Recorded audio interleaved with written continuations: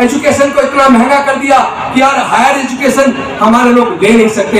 Engineering की पढ़ाई का अपनी खर्चा देख लो, मेडिकल की पढ़ाई का खर्चा देख लो, IIM का खर्चा देख लो, कई लाख, 10-10, 12-12 लाख रुपए आपको अपने बच्चे को इंजीनियर बनाने के लिए, डॉक्टर बनाने के लिए, IIM कराने के लिए तो कर 40 लाख से भी ज्यादा चाहिए। तो सरकारों ने ये जो सरकारी संस्थान बनाए हैं, सरकारी पैसे से बनाए हैं, तो क्या केवल पूंजीपतियों के बच्चों के लिए बनाए हैं? केवल SC, ST, OBC, माइनॉरिटी तो छोड़ दीजिए, जनरल कैटेगरी के भी क्या 90% लोग 20 लाख रुपया, 15 लाख रुपया अपने बच्चे की इंजीनियरिंग की पढ़ाई का खर्चा उठा सकते हैं क्या? सरकारें जानबूझकर पढ़ाई को महंगा कर रही हैं, क्योंकि हजारों साल तक तो वैसे नहीं पढ़ने दिया। और जैसे पढ़ने का रास्ता डॉक्टर बाबा साहब ने खोला, हमारे लोग जज, engineer, doctor, scientist, collector, professor बनने लगे, उनके पेट में दर्द हो गया, उनके पेट में दर्द हो गया। एक तरफ उन्होंने सरकारी सारे संस्थान बेच दिए और जो बिक गया वहां रिजर्वेशन खत्म हो गया, यानी हमारी नौकरी के रास्ते ये बंद कर चुके हैं। फोर्थ पे कमीशन में फोर्थ क्लास एम्प्लॉयमेंट को पूरी तरह आउटसोर्स करके ठेके पे दे दिया।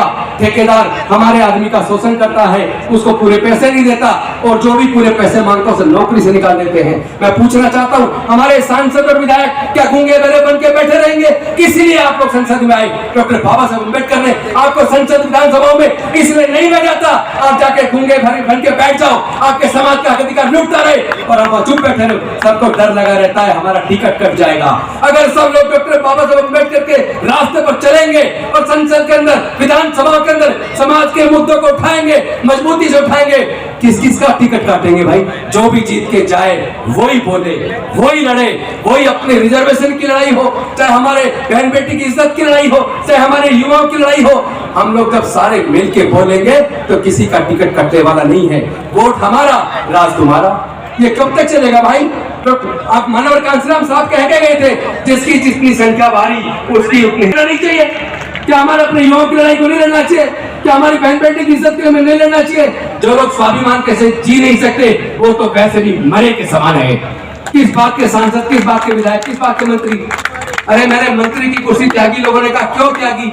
मैं कहना चाहता हूं कि अगर डॉक्टर बाबा साहब अम्बेडकर के बताए रास्ते पर चलने के लिए, अपने समाज के हक अधिकार की लड़ाई को लड़ने के लिए मेरे पास अगर दो विकल्प थे, एक मंत्री बने रहो और दूसरा अपने समाज के हक अधिकार की लड़ाई को डॉक्टर बाबा साहब अम्बेडकर के रास्ते पर चल के आगे बढ़ो, तो मैंने कहा मैं डॉक्टर बाबा साहब अम्बेडकर के रास्ते पर चल के आगे बढ़ूंगा। मुझे मंत्री कुर्सी नहीं, मैं सबसे और भी ज्यादा ताकतवर महसूस करता हूँ। अब लगता है मेरा जीवन केवल मेरे समाज के लिए है, मुझे मरने से डर नहीं लगता।